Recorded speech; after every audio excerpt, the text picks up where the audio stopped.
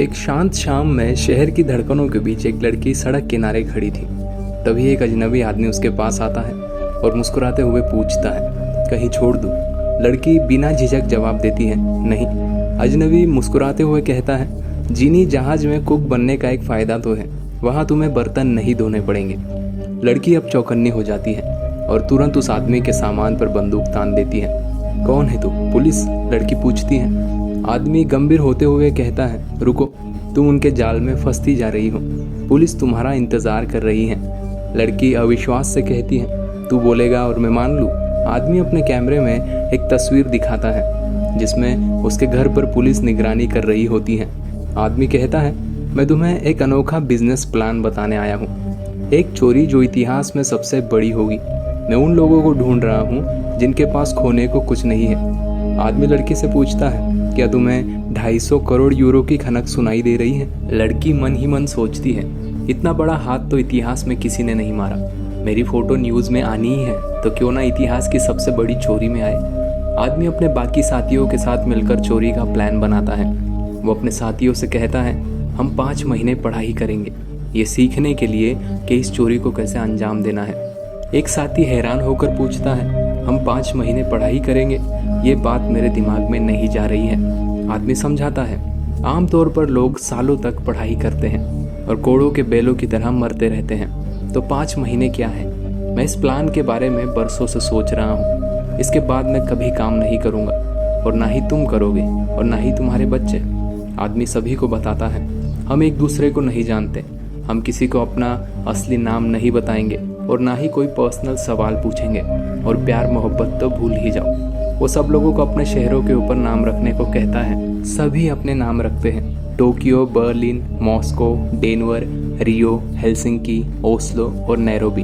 लड़की, जिसका नया नाम टोक्यो है, प्रोफेसर से पूछती है, हम डाका कहाँ डाल रहे हैं? प्रोफेसर मुस्कुराते हुए बताता है, the royal mint of Spain.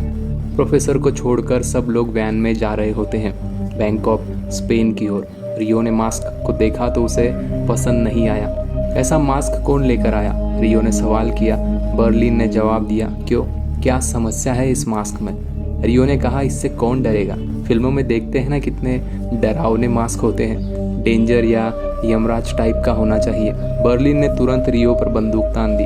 किसी पागल के हाथ में बंदूक होना, यकीन मानो वो यमराज ही लगता है, बर्लिन ने कहा।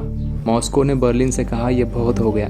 डेनवर ने मास्क को देखकर कहा, यह किस बेवकूफ़ का चेहरा है? मॉस्को ने समझाया, ये एक स्पेनिश पेंटर था, बहुत अच्छी पेंटिंग करता था।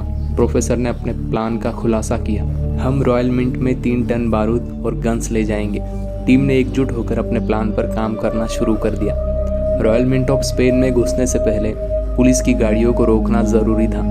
टोक्यो, बर्लिन, मॉस्को, डेनवर, रियो, नैरोबी, हेलसिंकी और ओस्लो ने पुलिस का रास्ता रोक दिया। रियो ने पुलिस वालों के रेडियो सिग्नल ब्लॉक कर दिए और पूरी टीम ने पुलिस पर बंदूक तान दी। टीम ने पुलिस की वर्दी पहन ली। बर्लिन ने पुलिस ड्राइवर से कहा, आपके हाथ स्टीयरिंग पर रहेंगे और मेरी बंदूक आपकी किडनी पर। जब रेडियो पर कॉल आएगा और आपसे पूछा जाएगा कि सब ठीक है, तो आप आराम से बात करेंगे जैसे कि कुछ भी नहीं हुआ। रियो बैंक के सभी सीसीटीवी और अलार्म सिग्नल्स जाम कर देता है। कोई भी अलार्म या सीसीटीवी कैमरा काम न कर सके, इसलिए सभी चोर बड़ी चालाकी से बैंक के अंदर चले गए और वहां मौजूद सभी लोगों को बंधक बना लिया। उनकी आंखों पर पट्टियां बांध दी गई। बर्लिन ने एक प्रभावशाली आवाज़ में सबसे कहा, नमस्कार, हम इस बैंक के नए कर्ता धर्ता हैं। पहले तो हमें इस असुविधा के लिए खेद है। हम जानते हैं कि हमारे कारण आपको परेशानी हो रही है, लेकिन अगर आप हमारे निर्देशों का पालन करेंगे तो आप सुरक्षित रहेंगे। डेनवर ने सभी के मोबाइल फ़ोन इकट्ठे किए और उनका पिन मांगा। एक व्यक्ति ने पिन देने से मना कर दिया, जिस पर डेनवर ने उसे धमकाते हुए कहा, मुंह से पिन बता वरना पिछवाड़े में पिन डाल दूंगा। डर के मारे वो व्यक्ति अपना पिन 1 2 3 4 बताता है। इस पर डेनवर और रियो हंसने लगते हैं। डेनवर मजाक करते हुए कहता है, क्या चूतिया पिन रखा है और खुद को डेढ़शाना समझ रहा है? नाम क्या है तेरा? वो व्यक्ति घबराते हुए अपना नाम आर्तुरो बताता है। बर्लिन ने सभी बंधकों से कहा, आप हमारे आज़ादी की चाबी हैं, इसीलिए आप हमारे मेहमान हुए।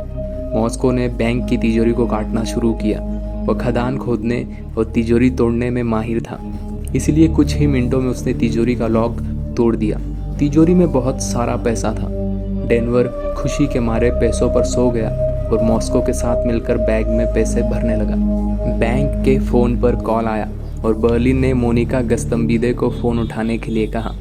बर्लिन ने उसकी ओर गन तानी और कहा, आराम से समझाओ कि तकनीकी समस्या के कारण काम बंद है। मोनिका ने फ़ोन उठाया और रॉयल मिंट, आप किससे बात करना चाहती हैं? कॉल पर एक महिला ने आर्थुरो से बात करने की इच्छा जताई।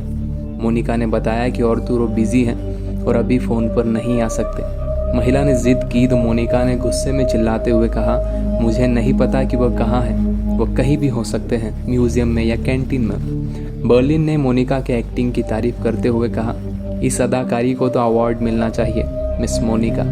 20 मिनट के अंदर उन्होंने प्रोफेसर से बात करने के लिए टेलीफोन की वायर बिछा दी।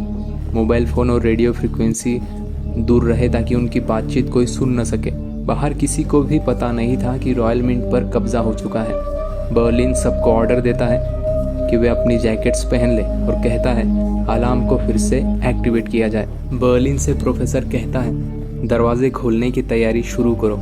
कुछ ही देर में बैंक के दरवाजे खुलने लगते हैं और अलार्म जोर से बज उठता है। आर्थुरो जो छुपकर ये सब देख रहा होता है, बर्लिन की नज़र में आ जाता है। बर्लिन हंसते हुए कहता है, आप फिल्में देखते हो क्या? डरते हुए आर्थुरो जवाब देता है, जी हाँ देखता हूँ, मैंने आपको नहीं देखा। बर्लिन मुस्कुराते हुए कहता है, हॉरर फिल्मों में हमेशा एक भला आदमी होता है जिसे हम सोचते हैं कि वह मारा जाएगा, और वही होता है। मुझे लगता है कि वह भला आदमी आप ही हैं। और फिर आर्थुरो की आंखों पर पट्टी बांध देता है। प्रोफेसर सभी को चेतावनी देते हैं, 30 सेकंड में दरवाजे खुलने वाले हैं। दरवाज़ा खुलते ही रियो और टोक्यो बैंक के बाहर पैसों से भरे बैग के साथ निकलते हैं। बाहर पुलिस की भारी तैनाती होती है। टोक्यो पुलिस की कार के टायरों पर गोलियां चलाने लगती है। पुलिस भी जवाबी फायरिंग करती है और एक गोली रियो को लग जाती है। गुस्से में टोक्यो एक पुलिस वाले को गोली मार देती है। डेनवर और नैरोबी टोक्यो और रियो को बचाने के लिए बाहर निकलते हैं और उन्हें अंदर लाते हैं। बैंक के दरवाजे तुरंत बंद कर दिए जाते हैं। रियो को गंभीर चोट नहीं आती, लेकिन डेनवर चिल्लाते हुए कहता है, टोक्यो किसी को मारने का आदेश नहीं था, क्यों गोली चलाई तुमने? प्रोफेसर का असली प्लान कुछ और ही था, बिना किसी को नुकसान पहुंचाए बैंक के अंदर फिर से घुसना। लेकिन टोक्यो की इस हरकत ने सब कुछ बिगाड़ दिया। प्रोफेसर के प्लान का एक हिस्सा था पुलिस को उलझाए रखना, लेकिन टोक्यो की गलती से पूरा प्लान खतरे में आ गया।